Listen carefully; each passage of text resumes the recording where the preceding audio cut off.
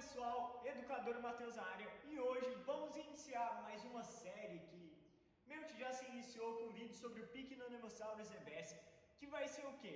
Praticamente toda semana eu vou estar tentando falar sobre uma espécie de dinossauro diferente. Começamos aí com o Pycnonemosaurus reverse e hoje nós vamos falar dele, um dinossauro que praticamente todo mundo conhece, o mais famoso de todos os tempos, Tyrannosaurus Rex, o T-Rex, o famoso Dinossauro Rex. Ele é sinônimo de dinossauro em todos os lugares. Na mídia pop, um dos primeiros a serem retratados de uma forma aí mais monstruosa, que trazia aquele apavoro, aquela sensação de cativação que as pessoas sentiam quando viam esse animal nas telonas, desde o século passado, desde a sua descoberta. Ele se tornou aí sinônimo de grandeza. E hoje ele tem o cargo de maior dinossauro carnívoro de todos os tempos. Então, para a gente conversar mais sobre ele, fica nesse vídeo, deixa o seu like, se inscreve no canal. Se você já for inscrito, deixa o sininho ativado para você sempre receber a notificação de vídeos bons como esse. Vídeos bons como esse aí, pessoal. Então é isso. Sem mais delongas e bora pro vídeo, que esse tá excelente, pessoal. Bora! Para contextualizar, vamos entender um pouco o que era o Tyrannosaurus Rex e todas aquelas dúvidas que o pessoal tem em relação a ele e a galinha, por exemplo. Por que o pessoal tem tanta dúvida entre galinhas sobre a evolução do T-Rex e vice-versa, se é algo do tipo? O Tiranossauro Rex, ele faz parte aí de uma ordem maior chamada Tyrannosauroidea, a qual vai englobar também aí Megaraptores.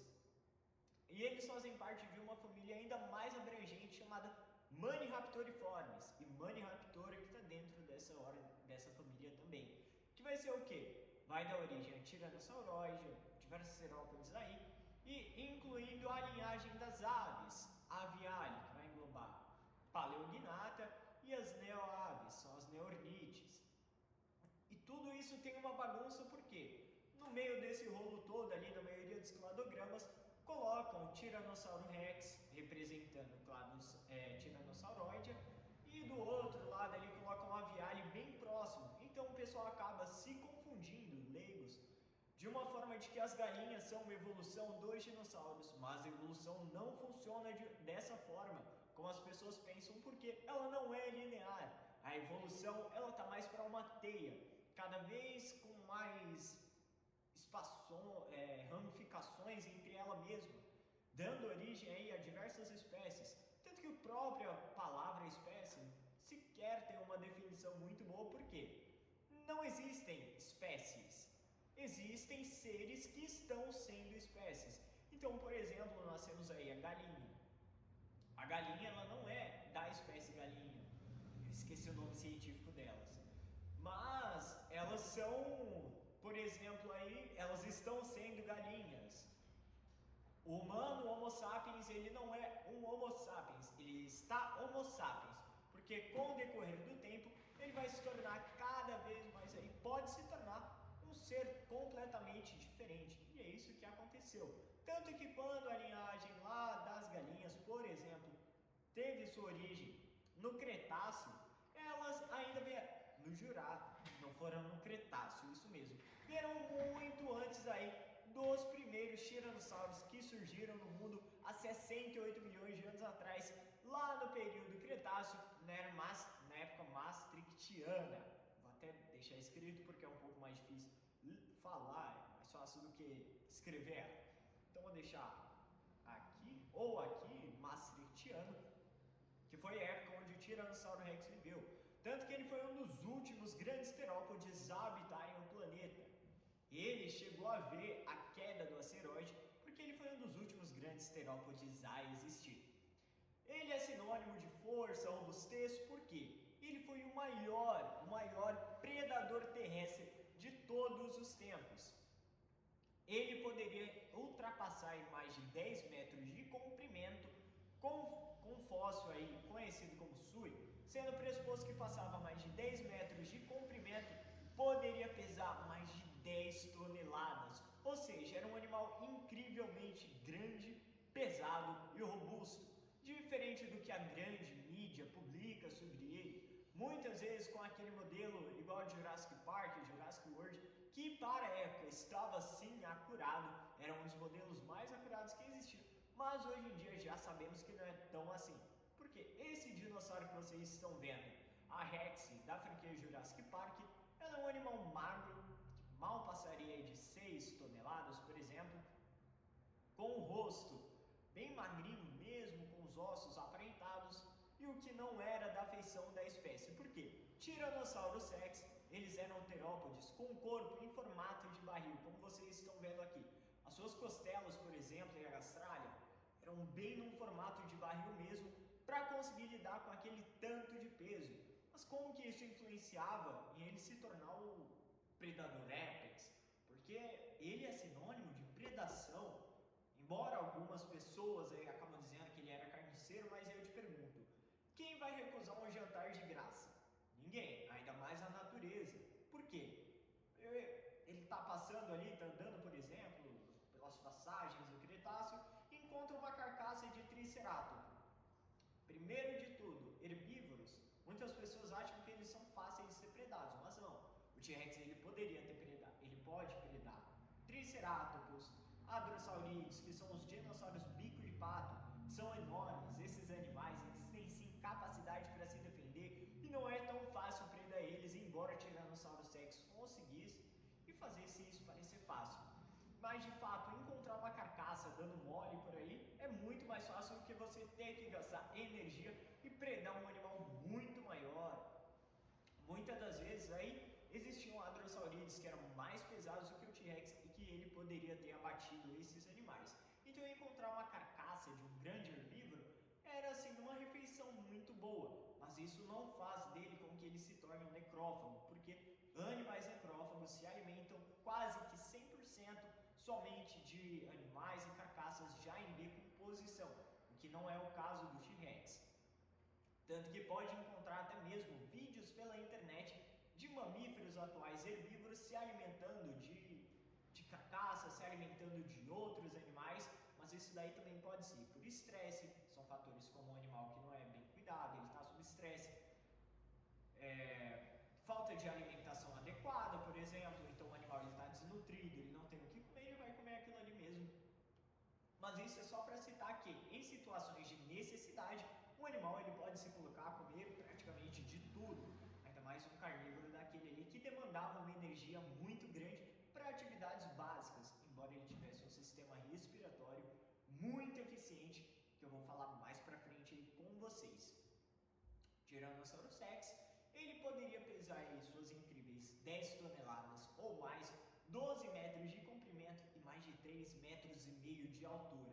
Então imagina aquele bicho enorme se aproximando de você nas florestas do Cretáceo.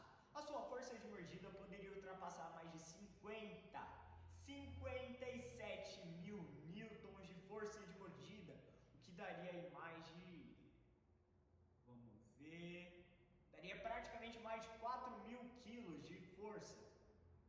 Seriam 4 toneladas aí de força de mordida para um animal incrivelmente grande, em comparação com 16, no máximo 20 mil newtons de força de mordida do crocodilo do Nilo, que é o animal que tem a força de mordida mais forte atualmente. Tiranossauro Rex, além de tudo isso, ele não era somente uma máquina de matar. Também existem algumas hipóteses de que ele poderia ter tido algum nível de cuidado parental com seus filhotes assim que nascessem, e também existe a controvérsia dele. Existe nanotiranos. Quem é que ele comia hoje no Educador Matheus? De novo. Mas essa é uma discussão um pouco mais complexa que vai ter que ficar para um próximo vídeo. Se vocês quiserem, a gente vai falar mais sobre o nanotiranos e toda a polêmica que envolve ele. Mas só para dar um adiantamento aqui, nanotiranos pode ter sido uma espécie extremamente injustiçada pelo sistema, que sabe que vende muito mais o Tiranossauro Rex do que fósseis de uma versão em miniatura desse animal incrivelmente enorme, essa aberração da natureza. Então, nanotiranos pode ter sido aí um animal injustiçado pela grande mídia, pelas grandes empresas, porque sabemos que não vai vender tanto quanto o T-Rex discussão ela se estendeu até um pouco tempo atrás, até 2023, 2024, quando aconteceram aí novas discussões, novos artigos que falam sobre o Tyrannosaurus Rex e o Nanotyrannos não serem sinônimos. Muitas pessoas que defendiam essa tese diziam que Nanotyrannos eram Tyrannosaurus Rex juvenis que ainda estavam passando aí pelas transições morfológicas da idade do animal, etc. Mas já foram encontrados aí indivíduos juvenis de Tyrannosaurus Rex que não batem aí com algumas características, principalmente no crânio, na perna. São pequenas diferenças, mas já são suficientes para dizer que eles não eram a mesma espécie, que não eram sinônimos. Então existe Tyrannosaurus Rex e Nanotyrannos. Continuando, lá nas florestas do Cretáceo, Tyrannosaurus Rex ele teve diversas. Foi uma guerra armamentista, se não a maior guerra armamentista evolucionária de todas. Tyrannosaurus Rex contra Triceratops hórridos e prorsos. Triceratops ele tinha duas espécies, o gênero, certo? Que era Triceratops hórridos com os chifres um pouco mais retos e Triceratops prorsos com o chifre um pouco mais levantado e algumas outras diferenciações aí entre si. Mas esses dois animais, tiranossauros contra Triceratops, deveria ser um espetáculo magnífico ver uma luta entre esses dois grandes animais em vida. O que cativa a nossa imaginação até os dias de hoje. Tanto que a maioria dos documentários, a maioria dos filmes, retratam também em grande parte essa rivalidade de milhões de anos. Porque ambos compartilharam ali a mesma região, já que ambos são lá da América do Norte, principalmente ali da região dos Estados Unidos. Nos Estados Unidos, eles eram bem endêmicos naquela região. Então, tem diversos fósseis que provam isso. Vou tentar encontrar aqui algumas imagens. Se eu tiver encontrado as imagens, elas vão estar sendo exibidas aqui do meu lado para vocês verem aí crânios, ossos e diversos outros materiais danificados por causa dessa incrível luta armamentista. Lembrando, pessoal, que esse tema ele também fica a parte dos da parte dos debates Animal Battle Face Off, que é uma área extremamente vasta que eu vou aproveitar aqui para falar sobre o nosso parceiro aí Metazoa Kingdom e a minha comunidade Evo Paleo Kingdom. O que acontece lá? São comunidades de vida selvagem e paleontologia para a gente discutir diversos assuntos, como o Animal Battle Face Off, que são o quê? Debates formais e organizados com juízes, inclusive já tendo aí membros participando, inclusive eu, de debates lá no canal do famoso biólogo Henrique e diversas outras. Os debates eles são organizados, possuem premiação, possuem